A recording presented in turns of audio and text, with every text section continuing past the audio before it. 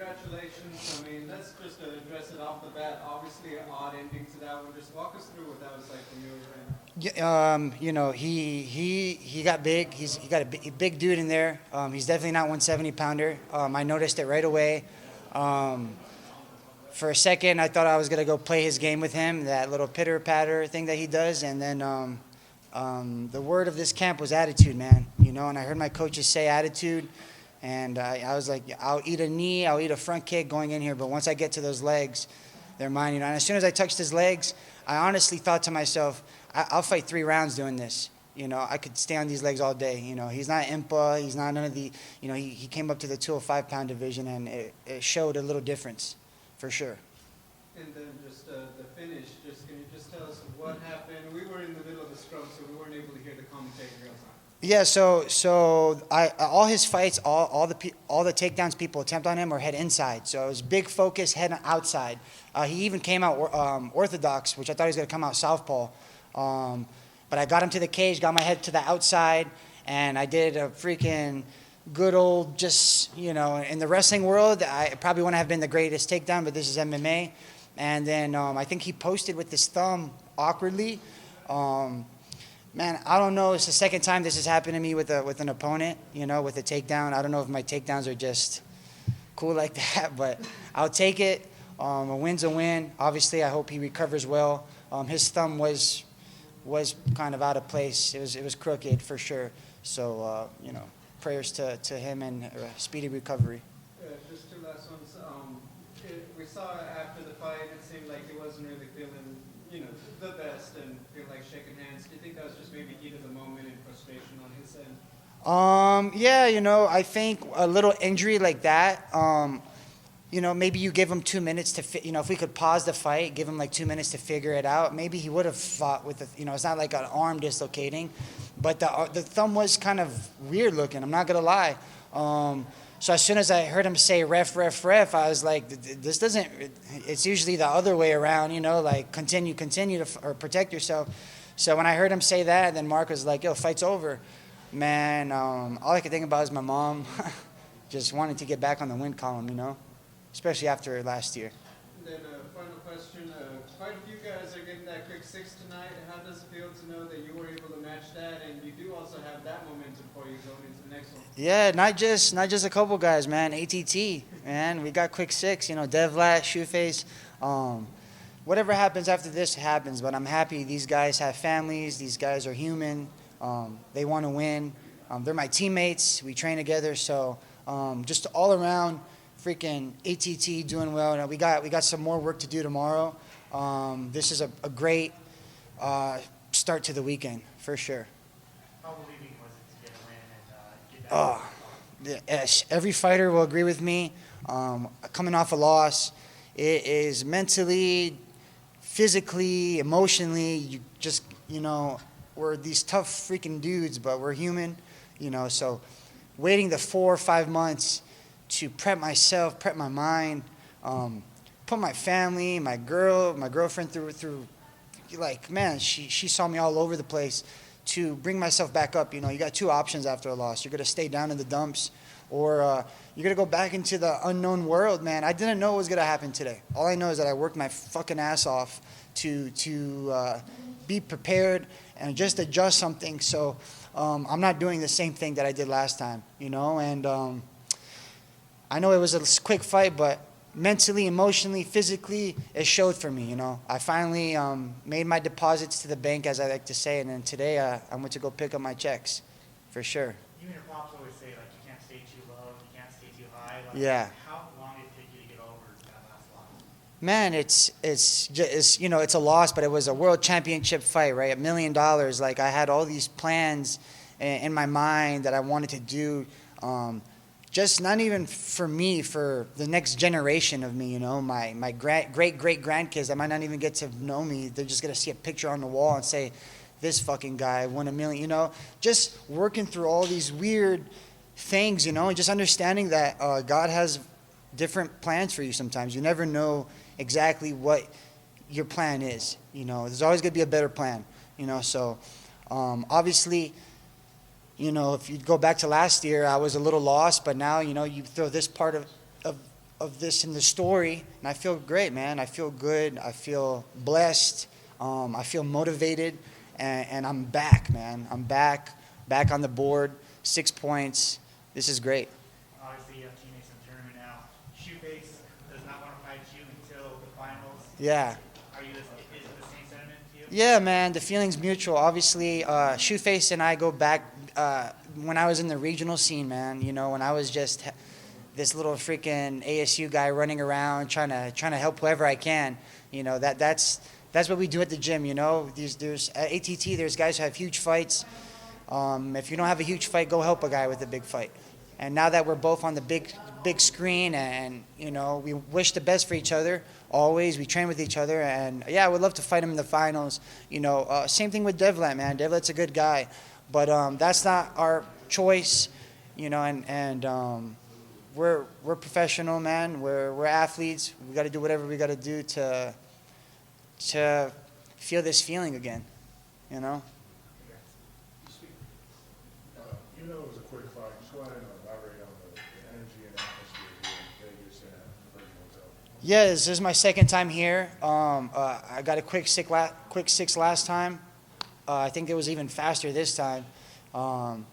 So, you know, I know Sadibou Sy's from Vegas too, so I knew I was going to have a little bit of the crowd against me and a little bit of Vegas against me. But, you know, that's all good, man. I've been competing my whole life. Right down the road, I went to Arizona State. So I've been here before. I've dealt with this pressure. I've dealt with the crowd and the emotions, and Vegas has been a blessing, man. You know, and it's all about attitude.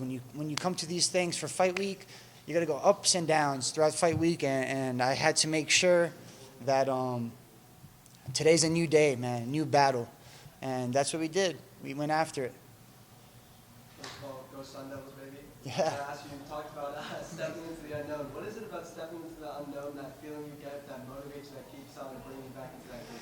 I think that's what makes this sport great, the unknown, right? I think that's what kind of, you know, when you guys look at us and see what we do, and you guys are like, yo, how the fuck do you guys do that shit, you know? And then sometimes we're like, we look at like a desk job, and we're like, I don't want to do that, you know? I'd rather go do this, and it's kind of crazy in a sense, you know?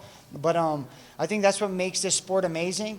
I think that's what makes this sport have the little window to do some greatness, right? And I think it's about being initiative, right? Like taking advantage, having that right attitude, understanding that like you could do everything to get ready for this, and nobody knows, only God knows what's going to happen in there, you know? So I think I love that. I love the unknown. Put me in there time and time again. I've already lost a big fight, so, you know, I didn't make up the rules, man. God, the man from above, struggle and growth work hand in hand, and it's not I didn't set it up like that, bro. It was not me, you know, so I'm just playing the game. Awesome. And then last one, Brazil's on fire today. Marcelo Nunez, first round submission. Shoeface, first round submission. You got the first round finish. You think Patrick Pipple's going to finish it off? Is this going to be a huge night for Brazilian MMA? Yeah, man, you know, let's go Brazil. He's in the locker room with me over there. He seems super laser focused. Obviously, Clay Collar is a tough opponent. I think he's a great fighter. They're both great fighters. PFL knows what they're doing with these matchups. You know, as soon as I'm done here, I'm gonna check out that fight for sure. You coming for that million? Coming for that million, man. I've been here before, and I'll be there again. God knows, He's with me. Congrats. Josh, right here. We've seen you grow up in the MMA spotlight. It was on you as soon as you were on the regional platforms on LFA. Now 15 fights in the career. You starting to feel like a young veteran in there? Yeah, man. When I went to go weigh in last night for the mock weigh-ins, I told Ray Sef, I was like, I feel like a veteran now. He's like, hey, that's something you say towards the end of your career. I was like, you know, but I honestly do. I remember when I first was on the Challenger Series, walking in like a new face. Now I feel experienced. That canvas, I understand how that canvas feels. That cage, I've been in there for, you know, I don't know how many rounds, but with the last fight last year, I really got some time, MMA time in there with the PFL, and yeah, man, I feel like I'm maybe this year, maybe people are looking past me. Who knows? Because the light heavyweight division is pretty tough, but I don't give a shit about that. You know, I just care about winning those 4 fights and just changing my family's life, man. That's all that matters to me. Is the impression that you got that you feel like one of the underdogs you were at finalists last year, so I think that would put you Yeah. close to the forefront with the 2 other I think last year was a weird situation, you know, weird situation just for the light heavyweight division and PFL in general. So if you look at the division this year, man, I'm not gonna lie, bro, it's stacked, you know. So I just beat a freaking a PFL champion, bro. I don't care what anyone says. He broke his thumb, whatever, you know. I'll take it. That was God's plan. You got Wilkinson coming back. You got Shoeface, my teammate. You got Devlet, just beat the European champion. This is a tough division. Whether people want to look past me or not, I don't care, man. I got my team. I got God by my side. We're good. How will last year's experience help you navigate the next couple fights? Oh, it's going to help me tons. Like I said, struggle and growth work hand in hand. Getting beat up by Impa 5 rounds, you know, I don't like watching that fight, but I'll go back and watch it just to remind myself what could be the outcome if we don't put the work in, if we don't do what we're supposed to do. And that's the thing about fighting. You get to the octagon, 2 guys get in there, both think they're going to do well. One has to be wrong. One guy has to be. I don't think Sadibou thought that was going to happen, you know. I didn't think that was going to happen. That's the beauty about this sport. But yeah, last year, the year before, I just see great things happening, growth, trusting the process. Last question here. First off, congratulations. Right? You said a win is a win. You got your 6 points right. We can see the relief in your face, your demeanor. How are you going to go celebrate these 6 points? You know what? The old me would have probably done some stupid shit. But I'm going to just go enjoy my girlfriend, enjoy my family, call my mom. She's probably like, she saw me go through some stuff, you know, so just take it in, enjoy it, you know, for sure. Enjoy my dad, sorry. Thank you.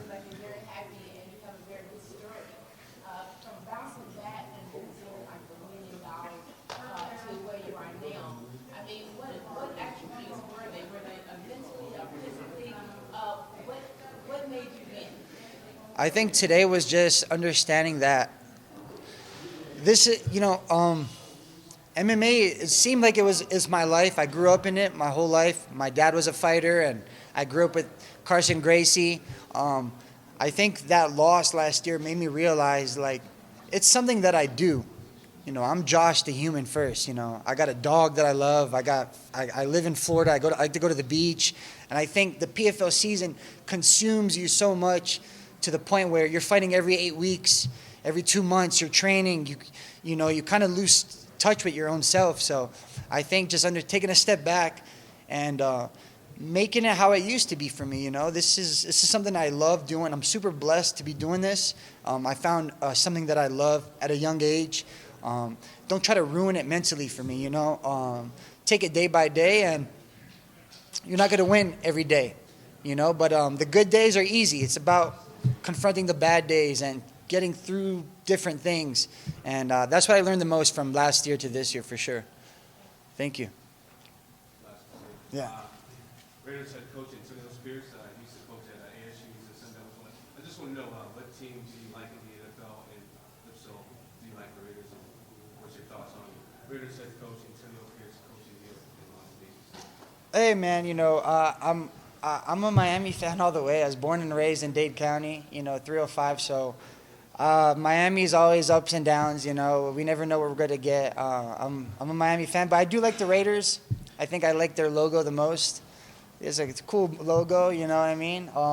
I did pick them when I played Madden a lot back in the day.